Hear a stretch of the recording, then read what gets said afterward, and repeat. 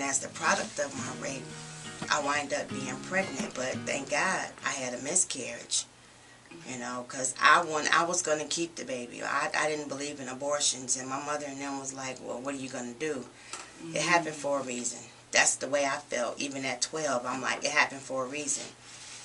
We're family. Let me just stop you for a minute. Jesus. My God. It's amazing how I can listen to you and I've heard you say this before, but it's just, I don't know, it's just never being able to, no matter how many times you hear something, you can't fathom what it was like, you know, what it felt like to try to save yourself. I'm sorry. It's all right. And then at the same time, you're trying to save your family. Right. Yeah. You know, to the point where even when God made that way of escape, which was the phone call, you still had to stop and lie to your mom that you're trying to protect, because even after you had the opportunity to save, you were still having to save. Exactly. By not saying anything. Now, what I want to know is, I mean, in the midst of you telling her this, did it ever come to a point where that you were able to say who he was and what happened? It was about maybe, I think she found out maybe 4 years later. Wow. And the only reason she found out then, because my best girlfriend, I told her what happened. And we were on a bus one day going to school. I was in my 12th year of high school.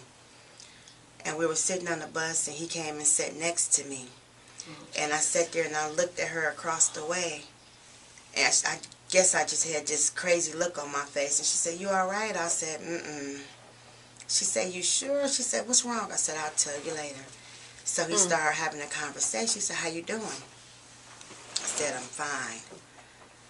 He said, "Oh, you're beautiful." I'm like, okay. And I just looked at him. I said, "You don't remember me, do you?" He said, "No, I've never seen you before." I said, "Yes, you have." And while I'm sitting there talking to him, my father had just gave me this beautiful pearl handle switchblade that was purple. And I'm sitting there talking to him. I'm digging my hand in my book bag because I'm looking for it, and I'm looking for it. I'm like, okay. I'm like, I can't find it. I know I put it in here, but God was working, because my brother took it out my bag that morning, and I didn't know he took it out, so I couldn't find it. So I'm sitting there talking to him. I said, "Well, let me take you back to who I am." I said, "Because I know you." I said, "I'll never forget your voice." I said, "Your face is only different because you have hair." I said, "But I'm the little girl that you raped on Honeydale at 12 years old." And he sat there and he looked at me. He went to go grab my hand. All I could do is just remember hitting him in his face. And I jumped up, and my girlfriend jumped up. She's like, "What's going on?" I said, "I don't care what you do. Just don't let him off this bus." So I went to the bus driver and I told her what had happened. And in the meantime, he tried to get off the bus. So we fighting on the bus. I'm like, "'Cause you ain't getting off this bus." Right. You know, we fighting on the bus, and the guys is looking like they didn't know what was going on. They didn't know if they were supposed to intervene, or they know what to do. So somebody had pushed the emergency door on the bus, and we both just rolled off the bus out into the street. And he just jumped up and ran. So by the time the police came, I gave him his name and told him who he was, and they never found him. Wow. They never found him. But I finally told her who he was, because it was one of her best friend's sister's boyfriend. Wow. Yeah, so. Wow. I think we need to a take break. a minute to go to break right now. Seriously. But if you are listening and you have been a victim of rape, and even if you are somebody who committed this crime to someone else, we just hope and pray that the Holy Spirit is really dealing with you at this moment. Amen. We're going to go to break. We'll be right back with Miss Lisa.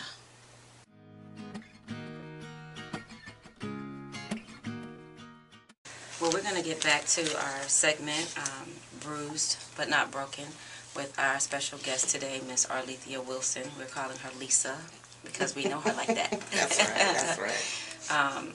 Wow, at the end of the last segment, you just really painted the picture for us, and allowed us to be a part of that moment, and what you had to endure, your ability to save or want the desire to want to save and protect your family, and then to have the courage in the end to try to fight the person, that harmed you, to hold that person down so that justice could be done. And it really is sad that he managed to get away. Yeah. I don't know. I probably would look for that brother. Might find him on Facebook somewhere. Right. It's just amazing that somebody could just disappear. There has to be a way, because I personally believe in my heart justice needs to be served. I agree. 100%. He has to be found, even if it's to have the closure of, God forbid, something happened to him and, he's officially, I hate to say it, deceased, but it forms some form of closure, because you never know. This could have happened to someone else in the neighborhood, Exactly. or wherever he moved away to or ran off to. He could have done this to somebody else's child. I agree, 100%. One thing that I do want to know is, because if he could sit next to you and not realize who you were during that time, I don't know if you knew him prior to him coming to the party. I've known him, let me see, about I guess I met him maybe a year before, because he was dating a young lady, my mother's friend's sister. So we've met him about a year before. He's been coming to our house for almost a year. Wow. For That makes it almost a worse. year. I Right. thought it was maybe someone that was invited, maybe a first time invite, and then 2 days later. For almost a year. And after that, she disappeared. She stopped talking to her brother. She cut all family ties that she had, and her So- brother Could hasn't talked to possibly be her the or same nothing. thing. She Okay, just, so the girlfriend, once this all came out, yes, she also disappeared. yes, And then she cut everybody else off. yes. Last time when they knew anything about her, they found her and she had OD'd. So that was the, Wow. that was the, that Oh was my it. God. And her Wow. kids happened to walk in and find her at home. Wow. Wow. And And they she was called. probably carrying, His burdens. right, exactly. Yeah. Because we as women, we do that. Yes, we we do. tend to carry everybody's burden, but usually when it's our mate, we Yes. definitely tend to take that on, whether boyfriend, spouse, we tend to take Exactly. those things on. So I don't know, do any of you ladies have anything that you want to add or you want to ask? This has been oh my God, it's been emotional. My heart just goes out, because I know that there are several 12-year-old girls out there and younger that were in your Yes. situation. There are 30-year-old, 40, 50, 60-year-old, 12-year-old girls. That's Women right. that have grown and have not dealt with what you have had to deal with, that may be listening right now. And I don't know, we just want to speak to their hearts and speak to where they are in the moment if they have not had opportunity to deal with it. Right, and that's my question. Because it's one thing to have to be in it and to go through it and experience the pain and the hurt.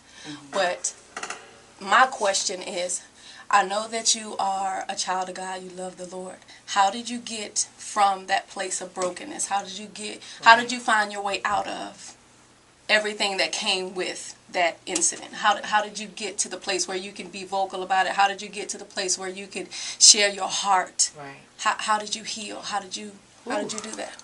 Well, actually, it took me a while. It took me from being married for 15 years and to have my husband have a different female every year during my marriage and still stay faithful, and bringing me 2 babies. And after that, it was like, this is not something I have to take.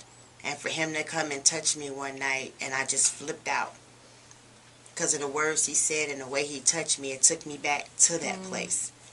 And it's something, I told him about it, but I guess he wasn't paying no attention. Next thing I know, he was up against the wall and I was trying to kill him. Wow.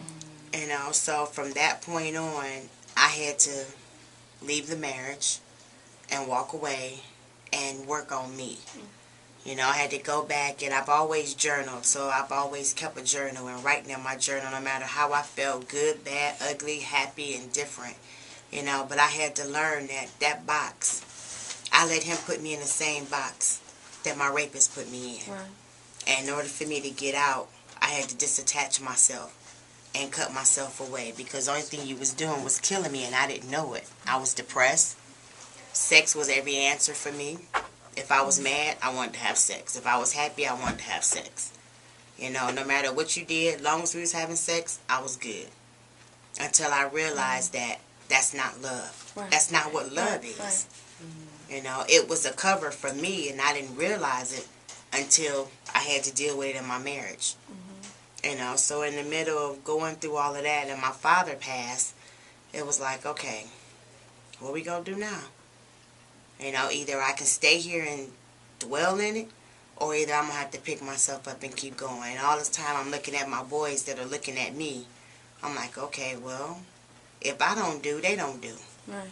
So it wasn't a choice of what you need to do, it's something that you had to do. You know, and I learned how to pray, and I would go to church. That's I've right. always been in church, but I learned how to just sit there and be like, okay, I can't do this. Right. But there's somebody. Somebody got to help me do this. That's where I want. You know, and I had a church mom at home, and she would talk to me, and we would cry, and we had a whole bunch of women, and we would just get together, and it didn't matter who you was, where you were at. And they would just pray for you and hug you, and you could call any time of the night. You know, just like these ladies are sitting here. You can pick up the phone, you can call them, and they'll talk. Right. They'll come if need to necessary. You know, so through a lot of prayer and a lot of knowing that I'm worth more than that. Right. You know, I want you cover me like that for the rest of my life. Because the next husband that God sends me, I'll be a totally different woman. Right. I think something that she keeps repeating is so key. She keeps talking about this box. About, you know, the box that other people have, their actions have been able to put her in. And the verse that we read in Luke, again, it was Luke chapter 4, verse 18. It says, "The Spirit of the Lord is upon me, because he has anointed me to preach the gospel to the poor. He has sent me to heal the brokenhearted, to preach deliverance to the captives, and the recovering of sight to the blind, to set at liberty." That box to me represents bondage. That's a cage that she's in. So it's freedom that she needed, and it could only come by way of Jesus Christ. That's what he was sent to do. That's what he was anointed to do. But we are Jesus. All those people that you were talking about, you know, praying for her and being there for, that was them showing the love of God, showing, you know, helping her get free. So, setting at liberty them that are bruised. She was bruised. So people that are bruised that way, people that are hurt that way, they don't need healing. They need to be set free. Exactly. Right. Exactly. Well, I'm just going back. I want to go back awesome. to as far as your spouse, to be able to get to that moment, because for him, having to be with different women, I mean, a woman every year, for 15 years. Wow. How, usually that stems from something. What is the root of that? Was it your inability to be with him because of what you were feeling that kind of pushed him out, or did you kind of, I mean, I